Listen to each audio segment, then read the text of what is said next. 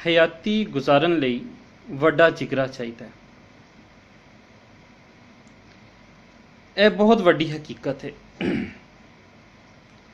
Punjabi novel ਨਗਾਰੀ ਵਿੱਚ ਇੱਕ ਜੁਮਲਾ ਜਿਹੜਾ ਅਖਾਣ ਦੀ ਹੈਸੀਅਤ ਇਖਤਿਆਰ ਕਰ ਗਿਆ, ਜਿਹੜਾ ਜ਼ਿੰਦਗੀ ਗੁਜ਼ਾਰਨ ਦਾ ਅਸੂਲ ਮਿਥਿਆ ਜਾ ਸਕਦਾ ਹੈ ਕਿ ਹਯਾਤੀ ਗੁਜ਼ਾਰਨ ਲਈ ਵੱਡਾ ਜਿਗਰਾ ਚਾਹੀਦਾ ਹੈ। ਸੁਭਾਅ ਵਿੱਚ ਹੌਸਲਾ ਤੇ ਸਬਰ ਨਾ ਹੋਵੇ ਤੇ ਗੱਲ ਨਹੀਂ ਬਣਦੀ। ਅਹਿਮਦ ਮਜੀਦ ਉਰਫ ਐਮਏ ਦੀ ਆਖੀ ਹੋਈ ਗੱਲ। ਇਹ ਗੱਲ ਲਿਖਣ ਵਾਲੇ ਡਾਕਟਰ ਮੁਹੰਮਦ ਬਾਕਰ ਹੋਰੀ ਨੇ, ਜਿਨ੍ਹਾਂ ਦਾ ਨਾਵਲ ਹੱਠ ਐਮਏ ਦੇ ਸਿਲੇਬਸ ਵਿੱਚ ਵੀ ਸ਼ਾਮਿਲ ਹੈ। ਡਾਕਟਰ ਮੁਹੰਮਦ ਬਾਕਰ ਹੋਰੀ ਫਾਰਸੀ ਜ਼ੁਬਾਨ ਦੇ ਪ੍ਰੋਫੈਸਰ ਸਨ। ਗ੍ਰਾਹਮ ਬੇਲੀ ਵਰਗੇ ਉਸਤਾਦਾਂ ਕੋਲੋਂ ਬਹੁਤ ਕੁਝ ਸਿੱਖਣ ਲਈ ਉਹਨਾਂ ਨੂੰ ਮੌਕਾ ਮਿਲਿਆ। ਫਿਰ ਬਹੁਤ ਜ਼ਿਆਦਾ ਖੁਸ਼ ਨਸੀਬਾਂ ਨੇ ਉਹਨਾਂ ਕੋਲੋਂ ਸਿੱਖਿਆ। ਆਪ ਨੇ ਤਹਿਕੀਕ ਤੇ ਤਨਕੀਦ ਦੇ ਹਵਾਲੇ ਨਾਲ ਚੋਖਾ ਕੰਮ ਕੀਤਾ। ਪੰਜਾਬੀ ਤਹਿਕੀਕ ਤੇ ਤਨਕੀਦ ਦਾ ਤਗੜਾ ਜਿਹੜਾ ਕੰਮ ਡਾਕਟਰ ਮੁਹੰਮਦ ਬਾਕਰ ਹੋਰਾਂ ਨੇ ਕੀਤਾ, ਇਸ ਤੋਂ ਅੱਡ ਉਹਨਾਂ ਨੇ ਨਾਯਾਬ ਕਿਤਾਬਾਂ ਛਾਪੀਆਂ।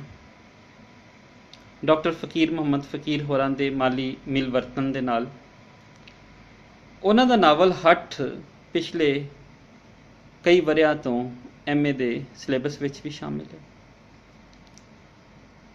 ਇਸ ਦਾ ਨਵਾਂ ਐਡੀਸ਼ਨ ਪੰਜਾਬੀ ਮਰਕਜ਼ ਲਾਹੌਰ ਵੱਲੋਂ ਛਾਪਿਆ ਗਿਆ, ਜਿਸ ਦੇ ਕੁੱਲ 112 ਸਫ਼ੇ ਨੇ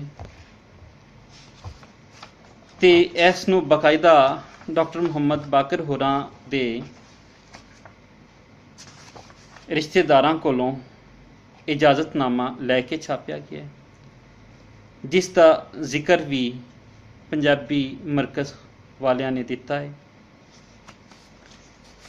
ਕਿਤਾਬ ਦੀ ਕੀਮਤ ਜਿਹੜੀ ਹੈ, ਨਾਵਲ ਦੀ ਕੀਮਤ 200 ਰੁਪਇਆ ਹੈ। ਮਾਰਚ 2018 ਵਿੱਚ ਛਾਪਿਆ ਗਿਆ।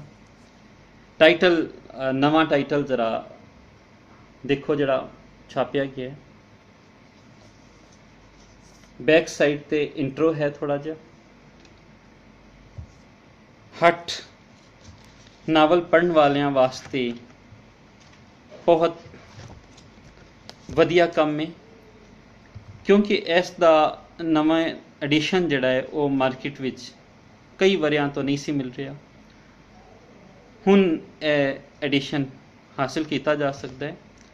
ਨਾਵਲ ਨੂੰ ਬਾਰ-ਬਾਰ ਪੜ੍ਹਨ ਦੀ ਲੋੜ ਹੈ, ਕਿਉਂਕਿ ਇਸ ਨਾਵਲ ਵਿੱਚ ਡਾਕਟਰ ਮੁਹੰਮਦ ਬਾਕਰ ਹੋਰਾਂ ਦੀ ਆਪਣੀ ਹੱਡਵਰਤੀ ਵੀ ਨਜ਼ਰ ਆਉਂਦੀ ਹੈ ਤੇ ਨਾਵਲ ਵੀ ਤਕਨੀਕੀ ਲਿਹਾਜ਼ ਨਾਲ ਇੱਕ ਵਧੀਆ ਨਾਵਲਾਂ ਵਿੱਚੋਂ ਇੱਕ ਨਾਵਲ।